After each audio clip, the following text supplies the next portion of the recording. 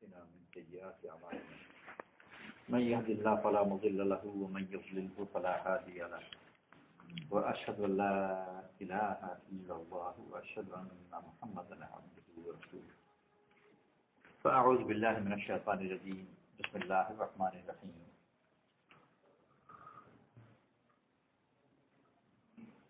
إن الذين آمنوا وعملوا الصالحات سيجعل لهم الرحمن ودا وقال رسول الله صلى الله عليه وسلم الكيس من دان نفسه وعمل لما بعد الموت والعاجز من أتبع نفسه هواه وتمنى على الله الأماني أو كما قال عليه الصلاة والسلام আল্লাহ তাআলা আমাদেরকে দ্বীনের পথে চলতে বলেছেন বসিরতের সাথে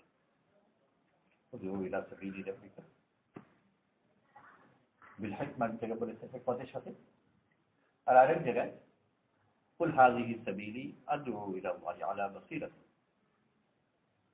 আল্লাহ তাআলা রাসূল করিম সাল্লাল্লাহু আলাইহি ওয়াসাল্লাম বলেছেন যে আপনি বলে দিন যে আমি আল্লাহর দিকে ডাকি বসিরতের সাথে। বসিরত বলা হয় অন্তর্দৃষ্টি, অর্থাৎ যে দৃষ্টির দ্বারা পরিণতি দেখা যায়।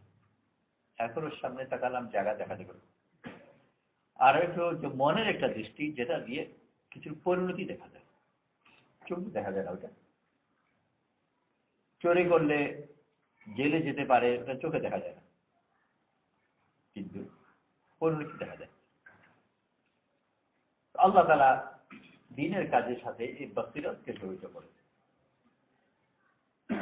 যত বেশি আমাদের অন্তর্দৃষ্টি থাকবে দ্বীনের কাজ তত বেশি ভালো করে করতেও পারবো, আর কাজের মধ্যে সে জমে থাকতে পারবে, যেটা ইস্তেকামত বলে। কারণ দ্বীনের পথে যে চলে, দ্বীনের পথে চলতে গিয়ে সে নানা ধরনের অসুবিধার সম্মুখীন হয়। বসিরত থাকলে এই অসুবিধাগুলো অতিক্রম করতে পারবে, আর তা না হলে সে পেরেশান হবে। মূসা আলাইহিস সালামকে আল্লাহ তাআলা বললেন তোমার হাতে লাঠি ফেলে দাও, তো মানলেন, ফেলে দিলেন। ওনার জন্য এটা উপকারী জিনিস, এটা দিয়ে উনি অনেক কাজ করেন। একটা উপকারী জিনিস আল্লাহ তাআলা ফেলে দিতে বললেন, এই কারণও কিছু বললেন যে না এটা দিয়ে তোমার ক্ষতি হবে, ফেলে দিয়ে লাভ হবে, কোনো কারণ কিছু নেই। এটা উপকারী জিনিস। মূসা আলাইহিস সালামকে যখন আল্লাহ জিজ্ঞেস করলেন যে তোমার হাতে কি, তো লাঠি বললেন এবং এটা সাথে তার উপকারের কথাগুলোও বললেন। আল্লাহ তাআলা বলে ফেলে দাও, কোনো কারণ কিছু নেই, কেন ফেলে দেবেন, এটা উপকারী জিনিস আমি কেন ফেলবো। মূসা আলাইহিস সালাম মানলেন। এইটুক পর্যন্ত অনেকের জন্য সহজ তো নয়, কিন্তু করে নেবে। আমরা অনেক সময় আল্লাহ একটা কাজ করি, যদিও হয়তো বুঝতে পারছি না কেন করবো, কিন্তু বলছেন করতে করলাম। কিন্তু করার পরে যদি সমস্যা পড়ি তখন মনে অস্থিরতা আসে।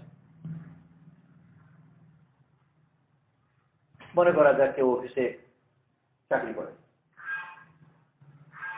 আর যে কোম্পানি যে করে, কোম্পানির যে উপরওয়ালা যে আছে সে নামাজে যাওয়া পছন্দ করে না।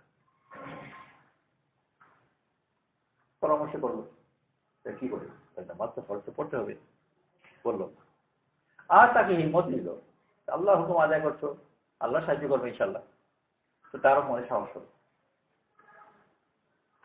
সে নামাজ পড়তে চলে গেল। নামাজ পড়ে যখন গেছে তখন আবার উপরওয়ালা ডাক দিল, নাই কোথায় গেছে নামাজে। খুব রাগ করলো, হয়তো বরখাস্ত করে দিল বা তার বিরুদ্ধে কোনটা পদক্ষেপ নিল। তো নামাজ তো সে পড়ে ফেলেছিল কারো কথায় যে আল্লাহ সাহায্য করবে, আল্লাহ হুকুম আদায় করছি, কিন্তু পরবর্তীতে যখন তার বোধ তার উপর রেগে গেল আর তার বিরুদ্ধে পদক্ষেপও নিল আর সে সমস্যার মধ্যে পড়লো, তখন তার মনে অস্থিরতা আসবে। আর বললেন যে হুজুর আমাকে যে বললেন এটা তো পরিষ্কার কিছু বলবে না, কিন্তু মনের মধ্যে বড় অস্থিরতা কাজ করবে, আর ভবিষ্যতে ওনার কাছে পরামর্শের জন্য হয়তো যাবে না। আর নানা কথা বলবে, ওনারা থাকেন এক জায়গায় নামাজ রোজা করে, তাদের কোনো সমস্যা নাই। আমাদের অবস্থা তো বুঝেন না আমরা কি সমস্যার মধ্যে আছি। তারা ধনী মানুষ, পেট ভরে খান। আমি গরিব মানুষ, যদি আমি চাকরি না করি আমার কি উপায় হবে? তো এইসব চিন্তা তাকে দিন থেকে আর সরিয়ে নেবে, আর দিনটার লোকের কাছে যেতে পারবে। মুসা আলাইহিস সালাম আল্লাহ কথা মানবেন। আমাদের স্বাভাবিক প্রত্যাশা হচ্ছে যে ভালো কাজ করলে ভালো ভালো ফল হয়। আল্লাহ হুকুম মানা সবচেয়ে ভালো কাজ। আল্লাহ হুকুম মানলেন, তারপর একটু ভালো হওয়া উচিত। কাঠের লাঠি ছিল, ফেলে দিচ্ছি, আল্লাহর হুকুমে নিশ্চয় আল্লাহ তাআলা আরো ভালো কিছু ফিরিয়ে দেবেন, ওটা হয়তো এখানে সোনার লাঠি হয়ে যাবে। কিন্তু সোনার লাঠি তো হলোই না, কাঠের লাঠিও থাকলো না, আর হলো সাপ। তো যে নিয়মকে আমরা যেভাবে শিখেছি বা যেভাবে বুঝেছি যে ভালো কাজ করলে তার পরিণতি ভালো হয়, হলো তো না, হলো তো একেবারে বিপরীত। আল্লাহ হুকুম মানলেন, ভালো কাজ করলেন, আর হলো বিপরীত জিনিস, যে ভালো উপকারী জিনিস হয়ে গেল একটা সাপ, অত্যন্ত ক্ষতিকর উপকারী। তো এই অবস্থাকে মেনে নেওয়া, আর এর পরে যে আবার আদেশ দেওয়া হয়, আবার পালন করা, সেটাকে ইস্তেকামত বলে। যে একবার হুকুম পালন করে একটু ক্ষতিগ্রস্ত হয়েছে, মুসা আলাইহিস সালাম এক আদেশ পালন করেছেন আর জাহিরি ভাবে ক্ষতিগ্রস্ত হয়েছে। এখন আল্লাহ তাআলা আবার বলছেন যে সাপকে ধরো। এই যুক্তিও মনের মধ্যে আসতে পারে, সাধারণ মানুষের তো আসবে যে এক ধাপ করে তো একটা ক্ষতিগ্রস্ত হলাম, আমি সাপ করে রাখি, কারণ আবার আরেক হুকুম যে ধরতে, এখন উদ্দেশ্য আমাকে দর্শনই করবে। সব ধরনের অস্ত্র আসা সম্ভব।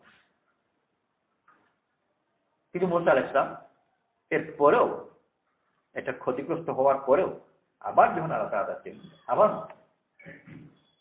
সাপকে ধরলেন, তো এটাকে ইস্তেকামত বলে। যে আমি একটা আদেশ পালন করছি, আদেশ করার পরে আমি তার লাভ দেখছিও না, বরং ক্ষতি দেখছি, এরপরে আবার আদেশ পালন করছি মজবুতির সাথে থাকা, এটি ইস্তেকামত বলে। এই ইস্তেকামত সহজ হয় যার নজর পরিণতির দিকে আসে। যদি এই কথা মনে মধ্যে একই থাকে যে ক্ষতি থাকা সত্ত্বেও যে লাভ হবে, অথচ বারবার ক্ষতি হচ্ছে। তো দুনিয়ার অনেক কাজের মধ্যে মানুষ ওই জাতীয় একটা জিনিসকে রেখে চলে। একজন কৃষক চাষাবাদ করলো, প্রথম বছর পোকা পড়ে গেল আর তার ফসল কিছুই হলো না, তো যে অর্থ ব্যয় করেছিল সব নষ্ট হলো।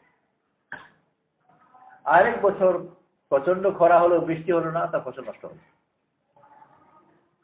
2 বছর পরে এখন কেউ কেউ বলবে যে তোমার ভাগ্যগুলো নেই, তোমার দ্বারা হবে না।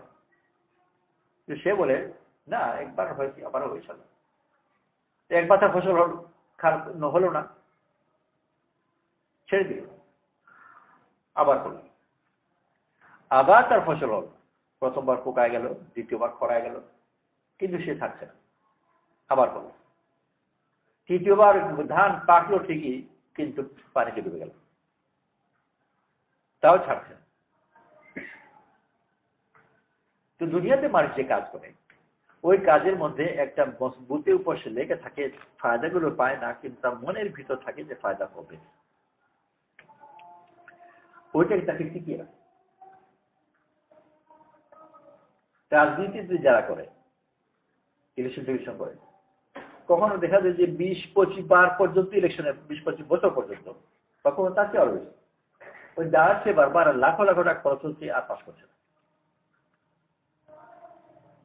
কিন্তু এরপরে দেখা যায় অনেক সময় যে শেষ পর্যন্ত গিয়ে করছেন। আমি রাজশাহী ইউনিভার্সিটিতে এসে 74 সনে, তখন ছাত্র নেতা ছিল, তখন থেকে নেতাগিরি করে করে এবার কি হয়েছে এমপি। আর এতদিন পর্যন্ত ওই নেতাগিরির মধ্যে খরচই হচ্ছে, রিটার্ন বেশি আসে। বলছে চলে গেছে 40 বছর, 40 বছর পর্যন্ত সে ইনভেস্ট করে যাচ্ছে। আর এটা কোনো আশ্চর্য কথা না। ব্যবসায়ীরা ওরকম করে, ছাত্ররা ওরকম করে, কত বছর পর্যন্ত সে পরীক্ষা দিচ্ছে, ফিস দিচ্ছে, পয়সা একটা ফেরত আসে। আশা করছে যে একসময় আসবে। তো দিনের কাজের মধ্যে ওই লেগে থাকতে পারবে যার মনের ভিতর এই মজবুতি থাকে যে যদিও আমি এই মধ্যে নুকসান দেখছি কিন্তু এর মধ্যে আড়ালে ফায়দা আছে কি ওটা আমার জানা নেই। তো এই যে পরিণতি এটা ভালো দেখতে পারা, এটাকে বাসিরাত বলে, অন্তর্দৃষ্টি। আর এইটা তাকে তার কাজের মধ্যে মজবুত করবে, আমল করবে, জাহিরি ভাবে সমস্যার মধ্যে পড়ে যাবে, কিন্তু যার দিলের মধ্যে এতমিনান আছে ও হিম্মত খারাপ হবে, নিরাশ হবে। আর নিরাশ যে হয়ে যায় ও কোনো কাজে লেগে থাকতে পারে, আশা রাখলে আবার করবে। তো বনী ইসরাইলকে নিয়ে মূসা আলাইহিস সালাম রওনা হলেন আল্লাহর হুকুমে। একসময় এসে পড়লেন এমন জায়গায় যে সামনে সমুদ্র আর পেছনে ফেরাউন। এর আগে মিশরে থাকা অবস্থায় বনী ইসরাইল মূসা আলাইহিস সালামের কথা মেনেছে, আর মূসা আলাইহিস সালামের কথা মানাতে তাদের সমস্যা বেড়েছে। আর এই কথা পরে সে উল্লেখ আছে, বনী ইসরাইল মূসাকে বলেছে, হে মূসা, তোমার আগেও আমরা সমস্যা ছিলাম, তোমার পরে আমরা মুসিবতে পড়েছি।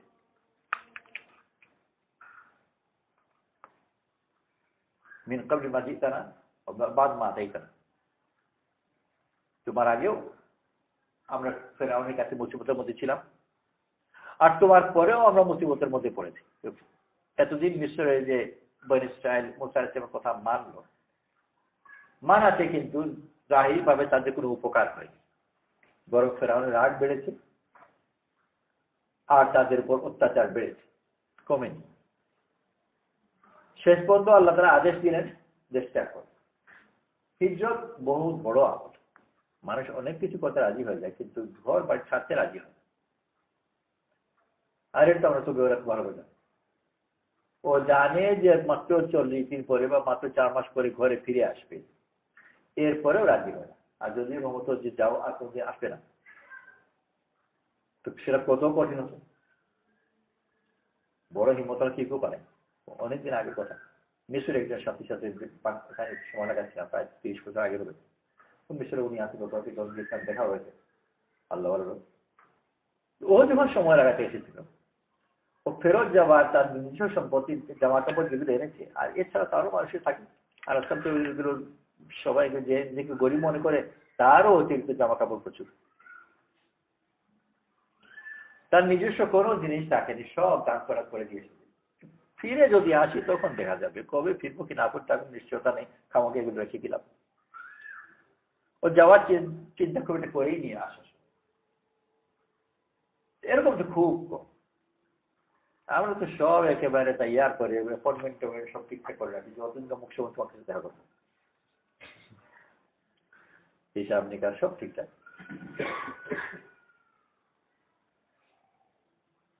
তো মূসা আলাইহিস সালামের সাথে তারা হিজরত করছে। হিজরত বড় আমল, আগের সব কিছুকে মুছে বহুত বড় আমল। এতো এর আগে পর্যন্ত মিশরের ভিতর থাকা অবস্থায় মূসা আলাইহিস সালামের কথা তারা মানলো, অর্থাৎ নেক আমল করলো, কথা মানে নেক আমল করা। আর শেষ পর্যন্ত হিজরত করলো, সবচেয়ে বড় নেক আমল। আর হলো কি, এই মহামুসিবতে পড়লে হবে। আগে মিশর থাকা অবস্থায় আল্লাহ হুকুম মেনেছে, আর কিছু কিছু মুসিবতে পড়েছে। আর হিজরত হলো বড় আমল, আর বড় আমল করলো, আর এখন বড় মুসিবতে পড়েছে। তোমার সামনে সমুদ্র আর পেছনে ফেরাও, মহা মুসিবত। আল্লাহ তাআলা আবার বসিরত দিয়ে মূসা আলাইহিস সালামকে এই মুসিবত থেকে উদ্ধার করলেন। বসিরত কি? বনী ইসরাইল যখন বললো যে আমরা ধরা পড়ি, মূসা আলাইহিস বলেন না, বাহ্যিক অবস্থা দুজনের একেবারে সমান, বরং মূসা আলাইহিস সালামের উপর মুসিবত বেশি। উনি প্রধান হওয়ার কারণে ওনার উপর তার রাগ বেশি, ফেরাউন ওনাকেই বেশি ধরবে। কিন্তু মূসা আলাইহিস সালাম নিজেকে মুসিবতে মনে করছেন, এই সামনে সমুদ্র আর পেছনে ফেরাউন কেন মনে করছেন না? যে অবস্থাগুলোর দিকে মুসা আলাইহিস সালামের নজর নেই, মুসা আলাইহিস সালামের নজর আল্লাহর ওয়াদার দিকে। বসিরতে এটা কি বলা হয়, যে সামনের জিনিসকে না দেখা, দূরের পরিণতিকে দেখা। তো মুসা যেহেতু সামনের অবস্থাকে দেখছেন না, আর অবস্থার বর্ণনা একই নয়, পুরা দুনিয়ার মানুষ অবস্থাকে বিশ্বাস করে যে এক অবস্থা থেকে আরেক অবস্থা সৃষ্টি হয়।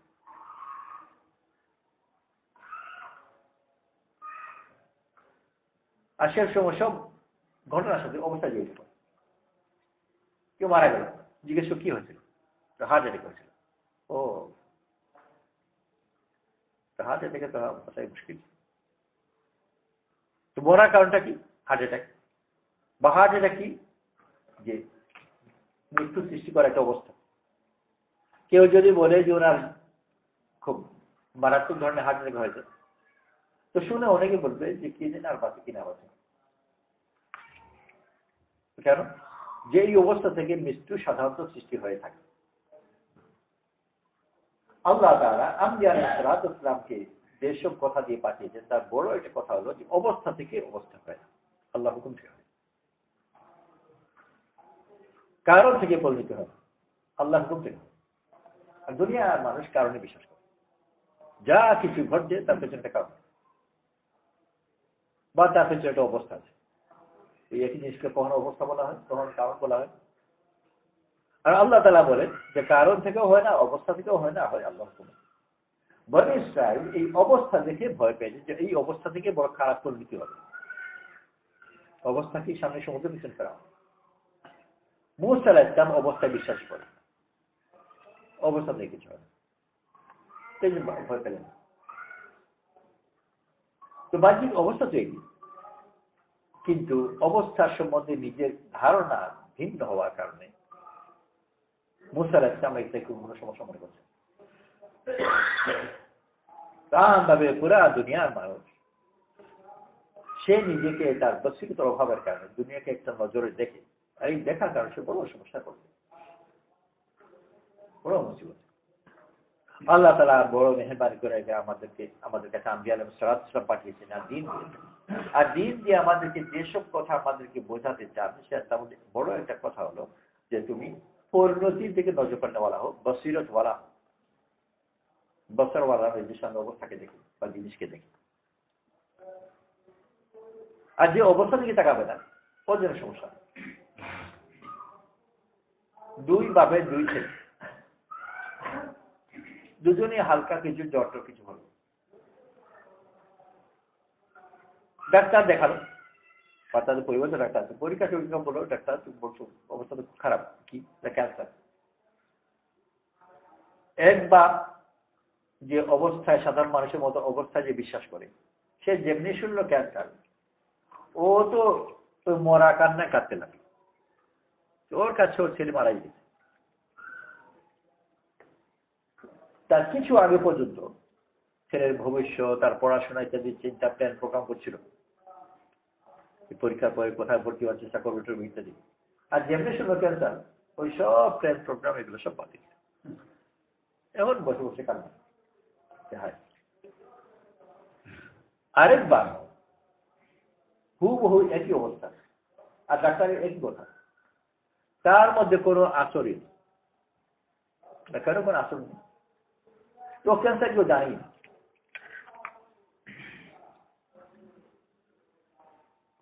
ও বললো যে আমার একটা আমরা গ্রামের লোক, আমরা সর্দি কাশি বলি, শহরের লোক বলি এগুলো ক্যান্সার বলে। কিন্তু বুঝতেই পারে না। আর বুঝতে না পারানোর কারণে ওরা হাসি খুশি ফুর্তি সব চলছে যেভাবে ছিল, কোনো সমস্যাই নেই। তো সমস্যা তো রোগের মধ্যে না, সমস্যা বোঝার মধ্যে। যে বুঝলো ক্যান্সার মানে তার পরিণতি বড় খারাপ, সে বহুত বড় সমস্যা পড়ে গেল। আর যে এটাকে এইভাবে বুঝলো না, তাদের কোনো সমস্যাই নেই। তো সামনে সমুদ্রের পেছনে ফেরাউন, বনী ইসরাঈল যে সমস্যা করলো, সমস্যা তো সমুদ্রেও নয়, ফেরাউনে নয়, ওর বুঝার মধ্যে। আরো অবস্থা তো একই, কিন্তু মুসা আলাইহিস সালাম ভিন্নভাবে বুঝেন, ওই যে ওনার কোনো সমস্যা। তো আল্লাহ তাআলা আমাদেরকে দিন দিয়েছেন, আল্লাহ তাআলা আমাদেরকে ভালো জীবনের ওয়াদা করেছেন।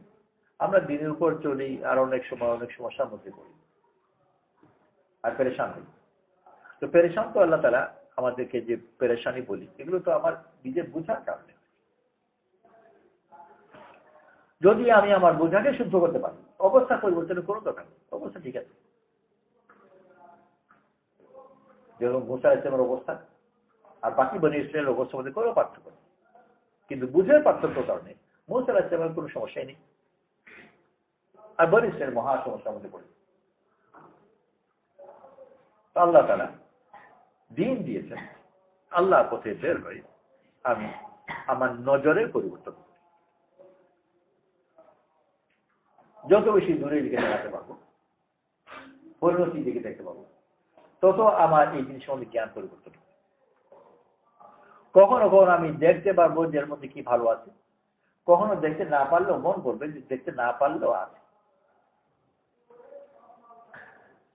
তো ভালো লাঠি হয়ে গেল সাপ,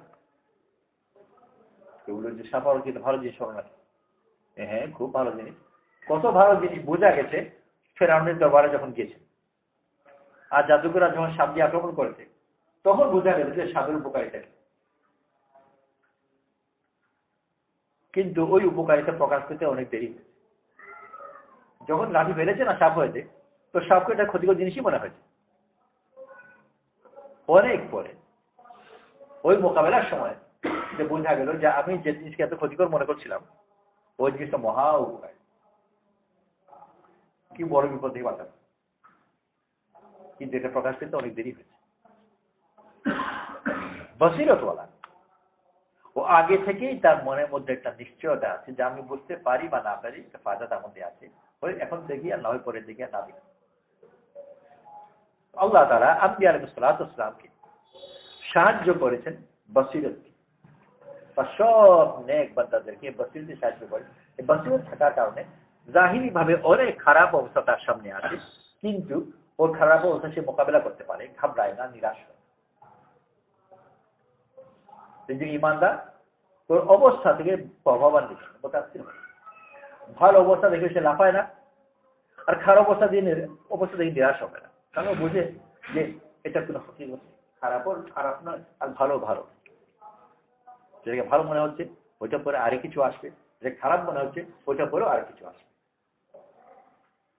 ইমানদারের সিফাত সম্বন্ধে আল্লাহ তাআলা কোরআনে দিয়ে বলেছেন, লিকাই লা তাসরাউ আলা মা ফাতাকুম ওয়ালা তাফরাহু বিমা আতাকুম, যাদের তুমি যা হারিয়েছো তাতে নিরাশ না হোক আর যা পেয়েছো তাতে উল্লসিত না হোক। ইমানদার কোনো কিছু হারালে সে নিরাশ হয়, কারণ এই হারানো কিছু হারানো মনে করে, আর পেলে উল্লসিত হবে। এই পাওয়াকেও পাওয়া মনে করে না, এরপরে আর ওগুলো হয়তো অনেক বেশি গুরুত্বপূর্ণ। তো যত বেশি ইমানদার হবে তত বেশি সে তার তাৎক্ষণিক অবস্থাকে তাচ্ছিলেন নজরে দেখবে আর তার দূরের পরিণতিকে আরো বেশি সত্য করে দেখবে, আর ওইটা তাকে তার পথ চলা সহজ করবে। ঘাবড়াবে তার মানুষকে ঘাবড়ায় অবস্থা কারো তো ভাবে নয়, অবস্থাকে সে কি বুঝে তারপর ঘাবড়ায়। ওই আর্মিতে একটা অংশ আছে যারা প্যারাশুট দিয়ে নামে, প্যারাটুপার থেকে বলে, তো প্লেন থেকে তাদেরকে লাফ দিয়ে বলা, প্লেন যাচ্ছে আর উপর থেকে লাফ, তো ও লাফ দেয়। প্রথম তো যদিও ভয় পায়, কখনো পেছন থেকে একটু ধাক্কাও দিতে হয়, কিন্তু ধাক্কা যদিও দেয়, ধাক্কা দেওয়ার আগে নিজে থেকে হেঁটে হেঁটে দরজা পর্যন্ত কিন্তু নিজেই গিয়েছে, একেবারে প্লেনের দরজার সামনে গিয়ে তো ইতস্তত করে। কিন্তু কথা হলো দরজা পর্যন্ত সে গেল, উড়ন্ত প্লেন থেকে লাফি পড়বে, আর ওর কাছে টাঙানো কিন্তু প্যারাশুট নেই, প্যারাশুট আছে পিঠে, ওটা ভাগ যায়, ওটা কিছু দেখাই যায় না। তাহলে এই সাহসটা কেমন করে হলো যে একটা উড়ন্ত প্লেন দিয়ে লাফ দিয়ে দেবে? আল্লাহ দেবার জন্য প্রস্তুতি নিয়ে সে দরজা পর্যন্ত গেল, শেষ মুহূর্তে কিছু হতে ইতস্ত করছে, কেউ থেকে ইনস্ট্রাক্টর হতো টাকা টাকা দিয়ে দেয়,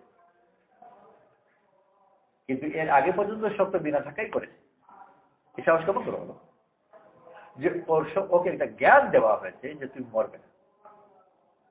এই কথা বারবার বলাতে বলাতে বলাতে বুঝাতে কখনো দেখিয়েছে, ছবি টবি দেখিয়ে, কখনো বিভিন্ন ভাবে তাকে আগে প্রস্তুত করা মানসিক। ওর মন প্রস্তুত হয়ে যাওয়ার কারণে উড়ন্ত প্লেন থেকে সে লাফতে রাজি হয়। মনের প্রস্তুত যদি না থাকতো তাহলে প্রথম তো রাজি হতো না। আর ধাক্কা দিয়ে ফেলে দিলে অনেক ক্ষেত্রে মাটি স্পর্শ করবার আগে মরত। উপর থেকে যারা কোনো কারণে পড়ে বা লাফে, পরবর্তীতে পরীক্ষা নিরীক্ষা করার পরে যে পোস্টমর্টে বলে ডাক্তাররা কখনো কখনো রিপোর্ট দেয় যে ও মাটি স্পর্শ করবার আগে মারা গেছে। কেমন করে? কেউ ভয় মরে গেছে।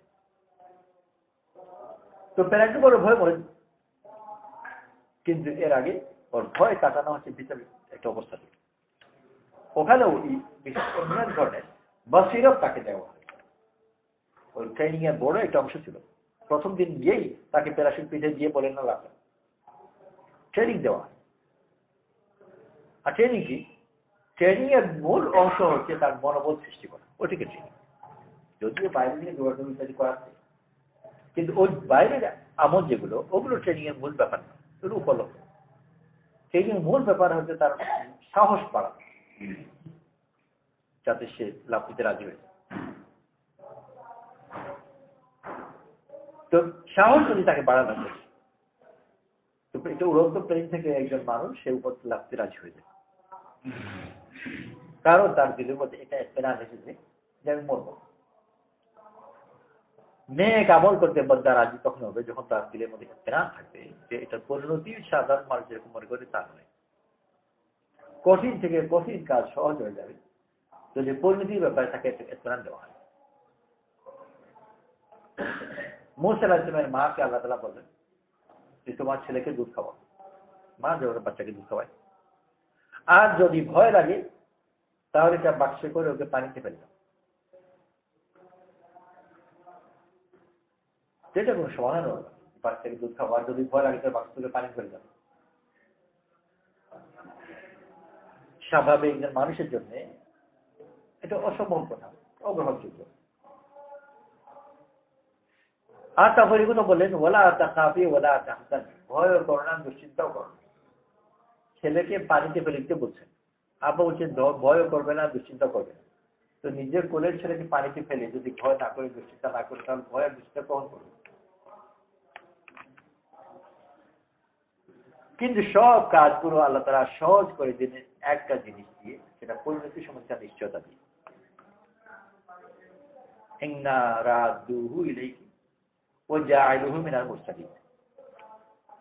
আমি তাকে, অর্থাৎ মুসা আলাইহিস সালামকে তোমার কাছে আমি ফিরিয়ে দেব, আর তাকে আমি নবী বানাবো। ওই আত্মীরান যদি হয়ে যায় তাহলে সব কাজ সহজ। রোগী জেনে শুনে অপারেশনের জন্য রাজি, শুধু রাজি হয় না, টাকা দিতেও রাজি। আবার ডাক্তার কখনো কখনো বলে যখন আমার হাতে অনেক কাজ আছে, কোনো অপারেশন তারিখ দিতে পারবো না, তখন অন্যকে দেওয়ার সুপারিশও করে যে ডাক্তার সাহেব বলো যে আমারটা একটু আগে করতে। নিজে অনুরোধ করে ডাক্তার সাহেবকে জোর হাতে, ডাক্তার সাহেব খুব অনুরোধ করে। আর অপারেশন করা কি ও নিজেই জানে। প্রথম ওকে অজ্ঞান বাড়াবে, কিছুটা খাইয়ে টাইয়ে ইঞ্জেকশন দিয়ে নাকের মুখ ধরে অজ্ঞান বাড়াবে। আর তারপর শুধু ওখানে শেষ হল না, তারপর তার বুক কাটবে,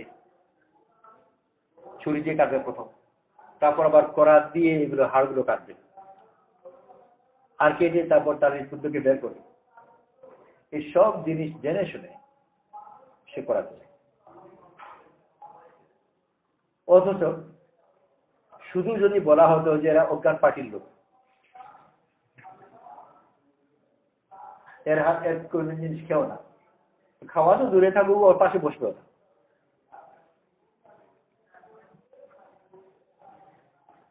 অথচ ডাক্তার করাতে চায়। পার্থক্য কি? তার দিলের ভিতরে একটা যে এটার পরিণতি। এই পরিণতি সম্বন্ধে জ্ঞান এটাকে বসে আল্লাহ তাআলা আমাদেরকে দিন দিয়েছেন যে জাহির থেকে আমি আমার দৃষ্টিকে সরাই আর আল্লাহ তাআলার ওয়াদার উপর আমার দৃষ্টিকে আনি। আর দুনিয়ার মানুষ দেখার উপর অবস্থা দেখছে সেই চলত, আর এই চলাটাই শুদ্ধ, অবস্থা দেখে চলা না, বড় আল্লাহ তাআলার কথার উপর চলা। আল্লাহর পক্ষ থেকে আযাব আসবে ইউনূস আলাইহিস সালামের পক্ষ, আল্লাহ তাআলা বলেন আযাব আসবে, আল্লাহ তাআলার কথা সত্য, ওরা নাফরমানি করেছে, আযাব আসবে। একটা খারাপ অবস্থা সৃষ্টি হতে যাচ্ছে, এই খারাপ অবস্থার কথা ভেবে ইউনূস আলাইহিস সালাম ওনার গ্রাম ছেড়ে চলে গেলেন। আল্লাহ তাআলা নারাজ হলেন আর উনি যে মহা মুসিবতে পড়লেন। সেখান থেকে চলে গেছিলেন যে মুসিবতে বাঁচবার জন্য, আর বড় মুসিবতে পড়লেন, সাপের মাছের পেটে গিয়ে ঢুকলেন। দেখেন যেটা অবস্থা থেকে অতি পালিয়েছে। আর আল্লাহ তাআলা নবীকে পাঠিয়েছে অবস্থা দেখে চলবার জন্য, আল্লাহর হুকুম দিলেন অবস্থাকে পরোয়া করবে, অবস্থা দেখে চললে নবীরা চলতেই পারতেন। বদরের সময় যে অবস্থা ছিল, কাফিররা সংখ্যায় তো 3 গুণ, বড় কথা হলো তাদের কাছে অস্ত্র, লোহার টুপি মাথায়, লোহার জামা গায়ে, ঢাল তলোয়ার, পুরা অস্ত্রে সুসজ্জিত। আর এই মোকাবেলায় মুসলমানদের কিছুই নেই।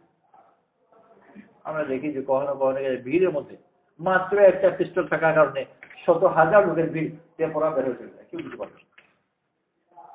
যেমনি দেখে যে ওর হাতে পিস্তল আছে আরো কষ্ট,